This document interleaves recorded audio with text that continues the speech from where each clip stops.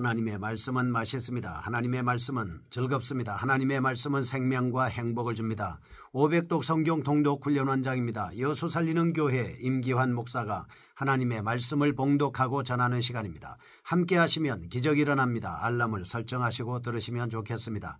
본 방송은 유튜브에서 성경 통독 임기환 검색하시고 구독하시면 계속되는 하나님의 말씀 업데이트를 통해서 은혜 받으실 수 있습니다. 오늘은 시편 66편을 봉독하고 말씀을 전하겠습니다. 시편 66편. 시 인도자를 따라 부르는 노래. 온 땅이여 하나님께 즐거운 소리를 낼지어다. 그의 이름의 영광을 찬양하고 영화롭게 찬송할지어다.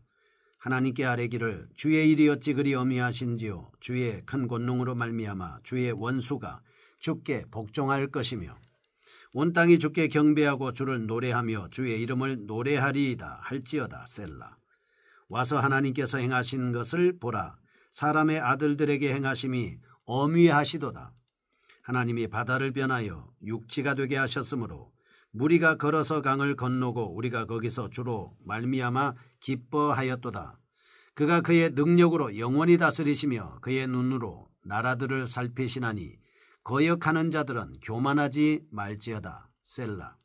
만민들아 우리 하나님을 송축하며 그의 찬양 소리를 들리게 할지어다.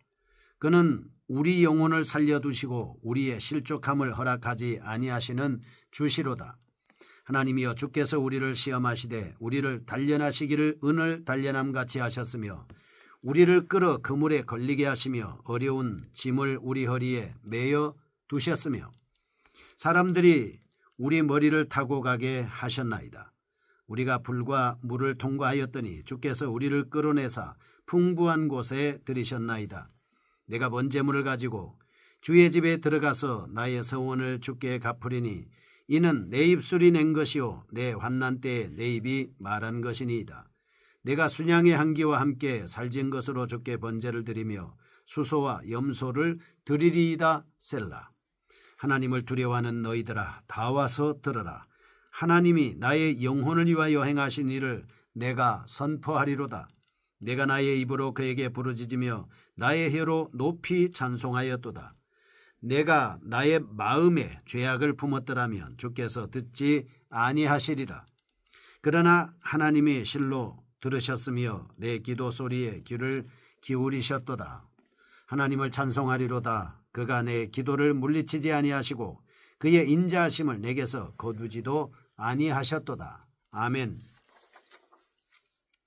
시편 66편입니다. 만유의 주에 대한 말씀을 볼 수 있겠습니다. 본시는 하나님께 대한 찬양과 감사의 시입니다. 그 기자는 다윗, 여호사밧, 히스기야 등으로 추정되고 있지만 확실한 증거는 없습니다. 일반적으로 유대의 한 왕으로 추측되고 있습니다. 본시는 개인적인 찬양시가 집단의 찬양시와 어우러져 있어서 예배용으로 적합합니다. 실제로 본시는 예배시에 사용되어 찬양대와 예배자들에 의해 함께 불려졌다고 볼 수 있겠습니다. 1절과 12절 전반부입니다. 우리라고 하는 복수주체가 암시하듯이 대적으로부터 구원에 대한 민족적인 감사를 표현하고 있습니다. 13절에서 20절 나라고 하는 단어가 암시하듯 기도의 응답에 대한 개인적인 감사를 담고 있습니다. 이런 내용은 하나님의 구원 섭리가 민족과 개인에게 동시에 양면적으로 행해졌음을 알 수 있게 하는 대목입니다. 한편 이와 같이 전반부와 후반부의 주체가 단수와 복수로서 서로 다르다는 사실에 근거해서 이 두 부분의 작시자 역시 다른 사람들이라고 주장하는 학자들도 있습니다. 그러나 이는 무리한 추측에 불과합니다. 단지 전반부는 민족을 대표해서 후반부는 개인적인 서원 문제를 다루는 입장에서 본시를 썼음을 나타낼 뿐입니다. 구체적으로 살펴보겠습니다. 1절에서 12절 민족적 차원의 감사 찬양하는 모습을 볼 수 있겠습니다. 본단락은 이스라엘에게 베푸신 하나님의 구원의 섭리로 인해 민족적 차원에서 찬양을 드리는 내용입니다. 6절 하나님이 바다를 변하여 육지가 되게 하셨으므로 우리가 걸어서 강을 건너고 우리가 거기서 주로 말미암아 기뻐하였도다 말씀합니다. 그 구원의 역사가 출애굽한 이스라엘이 하나님의 이적적인 권능으로 말미암아 홍해로 도보로 통과한 사건에서 단적으로 드러났음을 볼 수 있겠습니다. 출애굽기 14장 15절에서 31절 이스라엘의 전 역사가 하나님의 섭리와 보호 아래 진전되어 왔지만 홍해를 가르신 이적적 은혜야말로 이스라엘 민족의 기억 속에 대대로 전수되기에 좋겠던 가히 충격적인 사건이었다라고 하는 것을 알 수 있겠습니다. 그리고 본시의 서두는 온 땅이라는 말은 좁게는 이스라엘 원래의 백성을 지칭하지만 넓게는 8절 온 땅의 백성 곧 세계 만민을 지칭한다고 볼 수 있겠습니다. 그렇다면 본단락의 내용은 이스라엘은 물론이고 이방인들도 하나님을 찬양해야 한다라고 하는 것을 시사하고 있습니다. 물론 불신자들은 자신들과 하나님이 아무런 상관이 없다고 생각하겠죠. 이것은 대단히 심각한 착오입니다. 그리고 무지의 결과입니다. 불신자들을 포함한 모든 인생들은 하나님에 의해서 존재될 수밖에 없습니다. 또한 하나님의 섭리와 능력에 의하여 그 존재가 유지되고 있다라고 하는 것을 분명히 알아야 합니다. 뿐만 아니라 그들이 딛고 사는 이 땅, 자연계도 하나님이 지으신 겁니다. 시편 65편 9절 그들이 먹는 모든 양식도 하나님이 공급해 주시는 겁니다. 이것은 너무나도 분명한 진리입니다. 회의주의자들을 포함해서 모든 불신자들이 믿든지 안 믿든지 간에 그것이 진리라는 엄연한 사실에는 결코 변동이 있을 수가 없습니다. 사실 완전한 의미에서 불신자라고 하는 것은 존재하지 않는 것입니다. 한 조상 아담의 후예들인 인류는 비록 타락했음에도 불구하고 적게나마 여전히 영성을 지니고 있습니다. 영혼을 사모하는 마음이 있기 때문입니다. 로마서 1장 19절에서 20절 그래서 인간이면 누구나 자연 만물에 스며들어 있는 창조주 하나님의 신성을 느낄 수가 있습니다. 그들이 하나님을 마음에 두기 싫어하는 사악한 성향을 포기하고 하나님의 말씀을 통한 성령의 부르심에 응하기만 하면 그들도 하나님의 백성이 되어 함께 하나님의 영광을 찬양할 수 있습니다. 특히 창세기 12장 1절에서 3절 하나님은 아브라함을 부르시는 과정에서 궁극적으로는 구원이 땅의 모든 족속에게 임해야 할 것임을 분명히 언급하고 있습니다. 이런 사실은 이방인인 룻이나 라합이 구원의 반열에 편입된 데서 잘 드러나고 있습니다.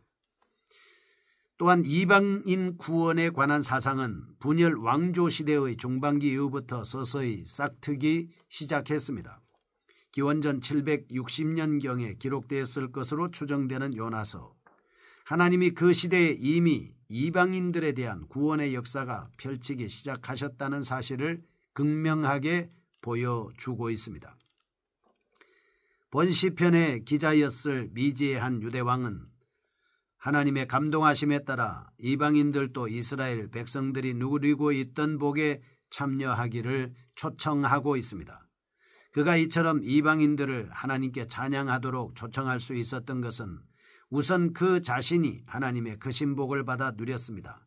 이에 대한 감사가 넘쳐 하나님을 찬양하지 않을 수 없는 벅찬 감격 가운데 있었기 때문입니다.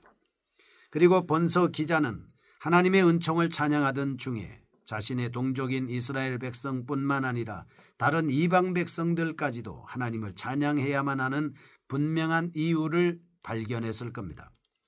물론 본시 기자의 초청에 대하여 이방인들이 그 즉시 응답할 수는 없었죠. 여전히 분리주의적 경향이 짙었던 구약시대의 본 시편이 이방인들에게 알려질 가능성은 매우 희박했을 것이기 때문입니다. 1절과 4절 만민을 찬양으로 초대합니다. 5절과 7절 찬양으로 초대한 이유를 밝히고 있습니다. 8절 동일한 모형으로 다시 찬양회로 초대를 하고 있습니다. 9절에서 12절 그 이유를 밝힙니다.